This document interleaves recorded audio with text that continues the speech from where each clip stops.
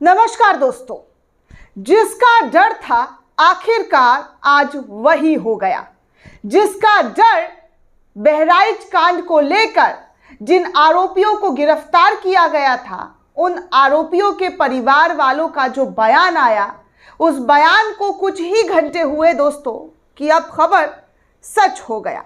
बहराइच कांड ने सबको हिलाकर रख दिया, सबको झंझोर कर रख दिया कि आखिर ये नफरत किस कदर दो समुदाय के बीच लगातार बढ़ती हुई नजर आ रही है। कैसे हिंदू और मुसलमान की जो नफरत की खाई है, उसको हम लोग आए दिन कहीं ना कहीं देखते हुए नजर आते हैं। मूर्ति विसर्जन के दौरान जो हंगामा, जो फसाद हुआ, उसकी तमाम तस्वीरें हमने आपको दिखाई कि कैसे फसाद हुआ, किस तरीके से ये फसाद हुआ। एक शख्स किसी मुस्लिम घर पर चढ़कर झंडा उतारता है और झंडा उतारने के बाद जय श्री राम का नारा लगाता है और उसके बाद गोली लगती है और गोली लगने के बाद उस शख्स की मौत हो जाती है। इसके बाद राइट विंग के लोगों का अलग पर्सपेक्टिव, लेफ्ट विंग के लोगों का अलग पर्सपेक्टिव। लेकिन सोचने समझने वाली बात है दोस्तों कि आखिर इस लेवल की हिंसा हुई कैसे। कैसे उत्तर प्रदेश में उत्तर प्रदेश पुलिस फेल्योर हो गई। क्या उत्तर प्रदेश पुलिस को यह सब नहीं मालूम था कि जब विसर्जन हो रहा है तो सिक्योरिटी, सुरक्षा किसके, जी हां, किसके हवाले से होगी, कौन सिक्योरिटी सुरक्षा देगा। लेकिन कई घंटों तक बहराइच धधकता रहा, एक दिन नहीं 2 दिन, और अभी भी वहां पर कर्फ्यू लगा हुआ है। ऐसी तस्वीरें बार बार देखने सुनने को मिलती रहती है। लेकिन इसके बावजूद भी पुलिस इन तमाम दंगों को रोकने में नाकाम हुई। पुलिस से सवाल पूछा जाना चाहिए था, लेकिन पुलिस उन तमाम सवालों का जवाब ना देकर के लोगों की गिरफ्तारी करने लगी और एक लंबा लिस्ट गिरफ्तार हुए लोगों का सामने आया। उत्तर प्रदेश पुलिस, बहराइच पुलिस ने एक लिस्ट जो है वो तैयार की और उसमें जो आरोपी थे अमूमन सारे उर्दू नाम वाले थे। उन लोगों को पकड़ पकड़ कर जेल में डाला गया और जो मुख्य आरोपी बनाए गए थे, अब खबर आ रही है कि मुख्य आरोपी के दोनों बेटों को एनकाउंटर, और इन्हीं के परिवार की जो मुख्य आरोपी जिसको बनाया गया था, उनकी बेटी ने योगी आदित्यनाथ से, मोदी जी से गुहार लगाते हुए ये मांग की थी कि कैसे उनके भाइयों को, उनके पिता को खतरा है। क्या अब एनकाउंटर से ही, जी हां, सजा दी जाएगी? क्या अब एनकाउंटर करके ही लोगों को न्याय मिलेगा? आखिर बार बार उत्तर प्रदेश में एनकाउंटर होता क्यों है?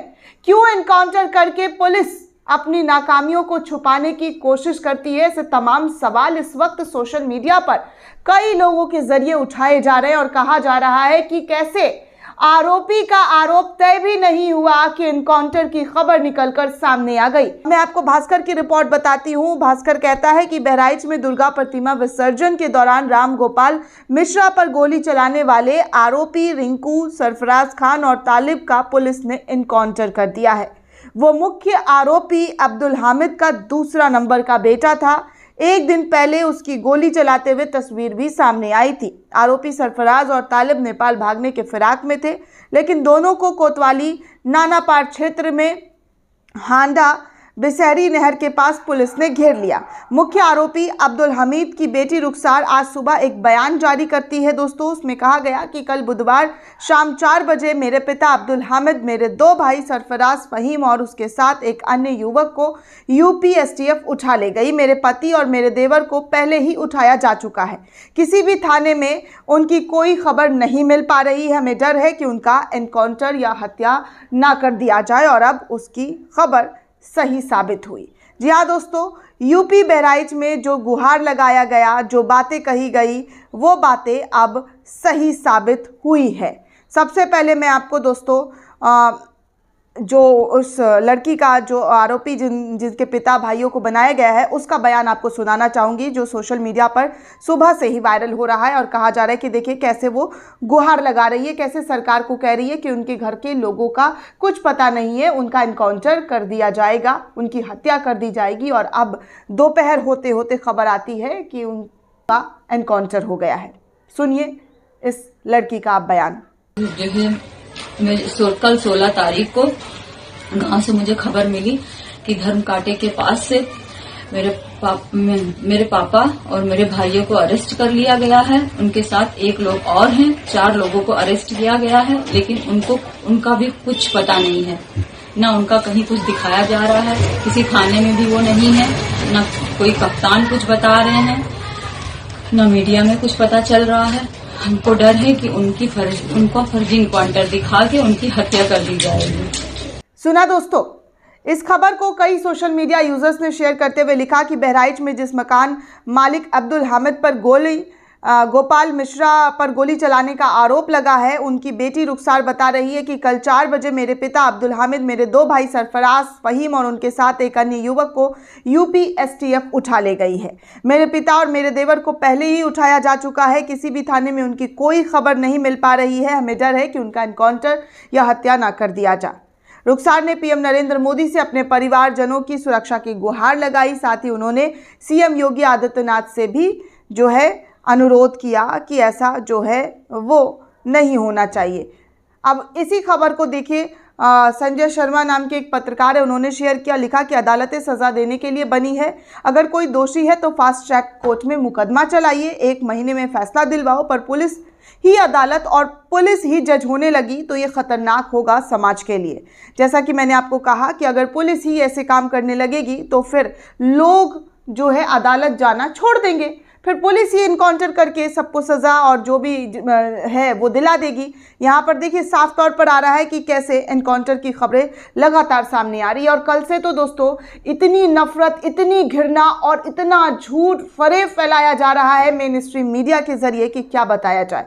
फैक्ट चेक में भी उसे गलत साबित किया गया, लेकिन सुधीर चौधरी जैसे पत्रकार, चित्रा त्रिपाठी जैसे लोग गलत खबर, जी हाँ गलत पोस्टमार्टम रिपोर्ट फैला कर लोगों के बीच द्वेष पैदा करने की कोशिश की गई। क्या बहराइच पुलिस ने इन लोगों पर नकेल कसा? क्या बहराइच पुलिस ने खुद इन लोगों पर एक्शन लिया? क्योंकि बहराइच पुलिस का स्टेटमेंट था कि जो पोस्टमार्टम रिपोर्ट है उसमें ऐसी कोई जानकारी नहीं है जिस तरीके की खबरें इन लोगों के जरिए पढ़ी गई दोस्तों, और लाखों लोगों ने इस खबर को देखा, शेयर किया। अब आप सोचिए कि क्या नफरत फैला होगा जो ये लोग गलत, जी हाँ गलत पोस्टमार्टम रिपोर्ट जो है फैलाते हुए नजर आए। और हर चैनल ने इसको चलाया भी, एक बार फैक्ट चेक भी नहीं किया, एक बार कंफर्म भी नहीं किया कि क्या ये सही है। व्हाट्सएप यूनिवर्सिटी पर लाया गया जो भी इनका था वो सब कुछ, जी हाँ इन लोगों के जरिए पढ़ दिया गया, बता दिया गया कि ये सब सही है, ये सब सत्य है। लेकिन सत्य इससे बिल्कुल अलग है। बहराइच पुलिस ने रिपोर्ट साझा करते हुए कहा कि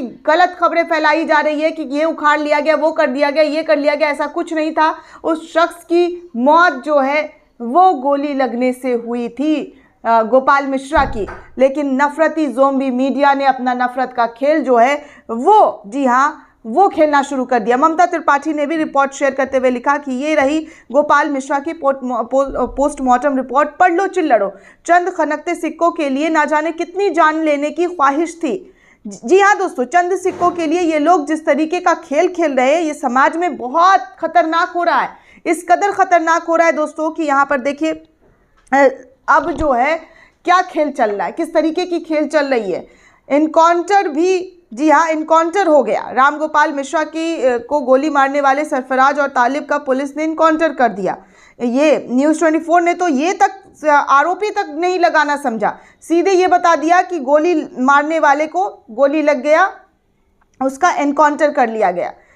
ये सारी खबरें न्यूज़ 24 की तरफ से चलाई जा रही है। और तो और जी न्यूज़ वाले ने तो सारे टोपी वाले को दिखा कर कहा है कि कैसे टोपी वाले, जी हाँ ग्राफिक्स के जरिए टोपी वाले को पॉइंट आउट किया कि कैसे इस हिंसा को भड़काया है। कमाल की बातें हैं। हाथों में फरसा, हाथों में लाठी डंडा लेकर जो भीड़ निकली, जिस भीड़ ने गाड़ियों के शोरूम को, हॉस्पिटल को, दुकानों को जलाया, उस पर खबर ना बनाने की बजाय कौन सी खबर बनाई गई, कौन सी खबर दिखाई गई। जो गलत है उसको सजा मिलनी चाहिए, चाहे वो किसी भी धर्म का हो। लेकिन यहाँ पर धर्म देखकर, जी हाँ धर्म देखकर खबरें चलाई जाती है, धर्म देखकर जो है खबरों का नैरेटिव सेट किया जाता है। इससे समाज में कितना नफरत फैल रहा है, कितनी ज़्यादा घृणा हो रही है एक दूसरे धर्म के लोगों से, एक धर्म दूसरे धर्म के लोगों से नफरत कर रहा है। इसका जीता जागता उदाहरण बहराइच कांड है दोस्तों, जहां पर गोपाल मिश्रा हरा झंडा देखकर खुद को रोक नहीं पाया और इतना बेकाबू हो गया कि शख्स के घर पर चढ़कर झंडा, जी हाँ झंडा उखाड़ने लगा, रेलिंग तक तोड़ दी।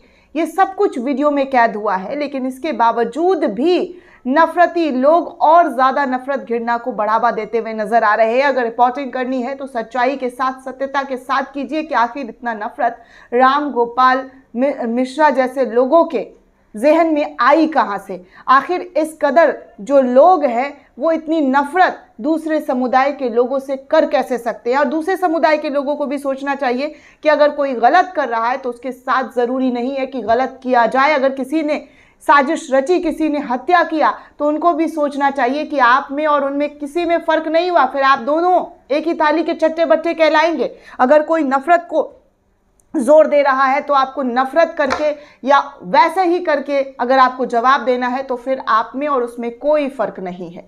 दोस्तों, इस पूरे रिपोर्ट को लेकर आप क्या सोचते हैं, आपकी क्या राय है, हमें कमेंट करके ज़रूर बताइएगा। साथ ही साथ चैनल को ज़्यादा से ज़्यादा लाइक, शेयर और सब्सक्राइब करना बिल्कुल भी ना भूलें। धन्यवाद दोस्तों।